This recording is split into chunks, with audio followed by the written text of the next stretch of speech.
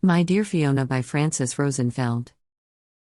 Chapter 27, Riding a Horse of Fire. The clashing of swords was overwhelming, the sky filled with dirt and thunderheads. There I saw them in the lightning, riding their winged horses with their hair in the wind. In the middle of the battle I saw you too, Fiona, and couldn't recognize you, as you rode across the field looking very much their equal, cutting a wide path through the enemy troops like a scythe through high grass, with far-reaching, terrifying sway, looking ageless like an idol, and just like it unable to feel sorrow, anger, or hurt. Your face still lingers in my memory, although it looked young. Your eyes were wise and hard, just like Jorunn's. Even in death, she was with you, her courage, strength and fearlessness watching over you. We have been blessed to live in peaceful times and never experience such a scene, not to mention take part in it, and it was so shocking and terrifying to me I can't draw breath, Fiona, to see a child like you bear down on the battlefield swinging that giant sword of yours that looked too heavy to lift, like a vengeful angel riding a horse of fire. Many a sword reddened claims, that a farmer's daughter wad born, to cause sorrow. I care little for men's fear, yet, if a certain fire geffen denies me sleep, it is certainly the sagacious sister of the ruler, who causes my unrest. In the middle of the attack, I caught a glimpse of your eyes. You recognized me and charged at me with your spear and your sword and rode straight through me with such violence it made me stand up in bed, gasping for air. Are you okay, Louise? Denise's eyes were the first thing I saw, very close to my face and filled with worry. It was just a dream, I babbled, still rearing from the apocalyptic imagery.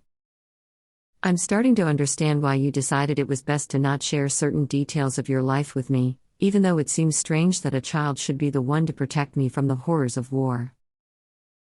What was it? Denise insisted, annoyed by my hesitation. Spill, Ethel. Fiona, I mumbled, I saw her in battle. And? Denise continued probing, irritated. And what? You were sobbing loudly, tears were streaming down your face. Tell your princess to cut it out. It was just a dream. Ah! You emerged victorious from that battle, Fiona, I can tell, but that victory extinguished the light in your eyes and took away all your joy. Watching your heart turn to stone hurt almost as much as witnessing the horrors on the battlefield. In war, there is no victory, no choice, no glory, only loss. We are careless in protecting our peace, eager to kick it aside like a useless blanket, unable to remember the wide-eyed horror its flimsy fabric protects us from, a horror we were privileged to eschew long enough to forget. A peace to last 1,000 years, what an impossible dream that might have seemed in your times, Fiona. Walking the old stone streets of Kirkwall now makes it hard to imagine there could be anything but that peace, contentment and love. What if it really is as easy as being unable to imagine a future that does not look like that?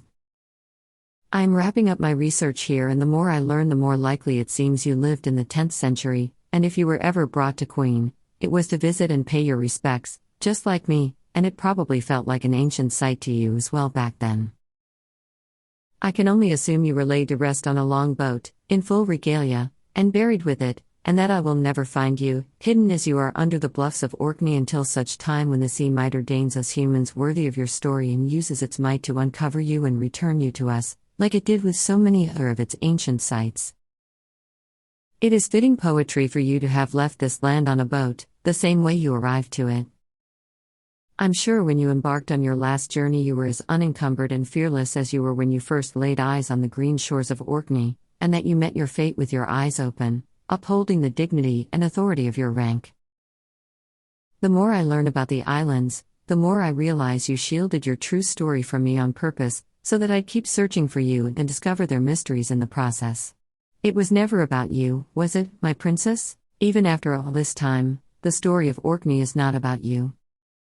Part historical record, part myth, part oral tradition, the story of Orkney is like a barely scraped palimpsest which records thousands of years, in layer after layer of human habitation, all tied together by the incredible bond its dwellers have to their land and the unexpected beauty of life in the Northern Isles.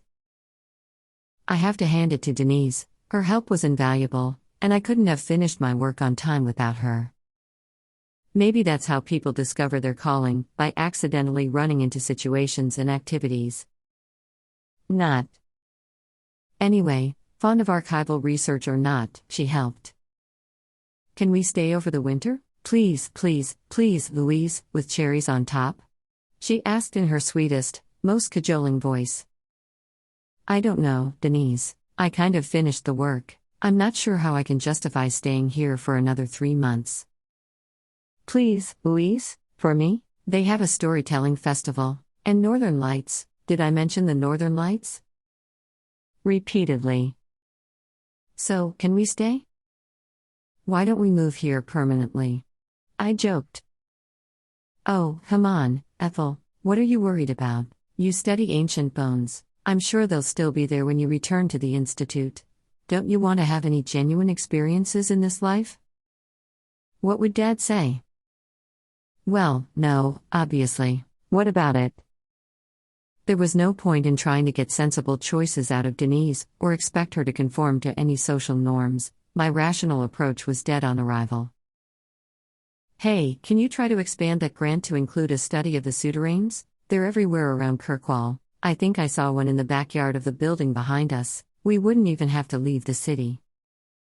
I hesitated, so she looked at me with renewed hope. You know, I've become quite interested in doing this kind of research. You have not. I protested in the name of truth. Okay, I have not. Can we stay anyway? I'll help for real, I promise. The magic of Orkney had enchanted my sister, and I kind of felt she would never want to leave.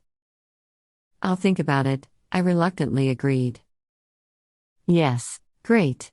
Denise bubbled with enthusiasm, scraped together a pencil and a notepad, and started sketching the outline of a story to tell at the festival.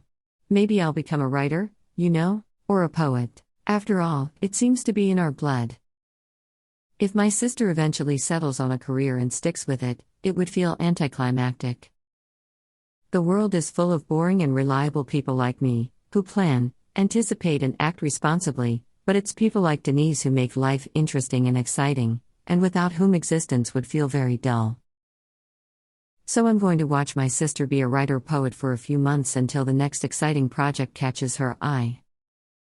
Can we go to the beach? What, now? Why not? These 2 words encapsulated Denise's spirit and made it perfectly clear why I could never be like her. It never occurred to me to do something for no reason other than I felt like it. I thought you had plans with your theater friends. Got cancelled. They went back to the mainland for a couple of weeks. They want to see the Isle of Skye after that. Can we go? I'm going to get whiplash.